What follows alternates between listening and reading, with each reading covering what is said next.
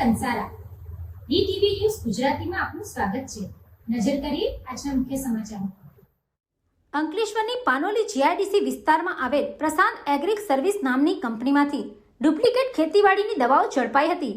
પાનોલી પોલીસે આ મામલે ગુનો નોંધી કાયદેસરની કાર્યવાહી હાથ ધરી। અંકલેશ્વરની પાનોલી જીઆઈડીસી વિસ્તારમાં આવેલ પ્રશાંત એગ્રિક સર્વિસ કંપનીમાં યુપીએલ કંપનીની ડુપ્લિકેટ ખેતીવાડીની દવાઓ બનાવી તેનું વેચાણ કરવામાં આવી રહ્યું હોવાની માહિતી ઇન્વેસ્ટિગેશન ઓફિસર આશિષ મહેશ જાંગડાને મળી હતી।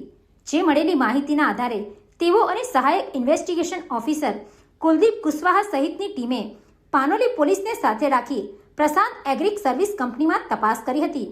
તે દરમિયાન કંપનીમાંથી યુપીએલ કંપનીના કન્ટેનવાળી દવાઓ મળી 4 લાખથી વધુનો મુદ્દામાલ મળી આવ્યો હતો। પાનોલી પોલીસે પ્રોડક્શન મેનેજર ધર્મેશ અરવિંદ હીરપરા સહિત કંપનીના મૂળ માલિકો વિરુદ્ધ ડુપ્લિકેટ ખેતીવાડીના દવાઓના વેચાણ અને કોપીરાઇટ એક્ટ મુજબ ગુનો નોંધી તપાસ હાથ ધરી છે। Pintu Modi, DTV news, Ankleshwar.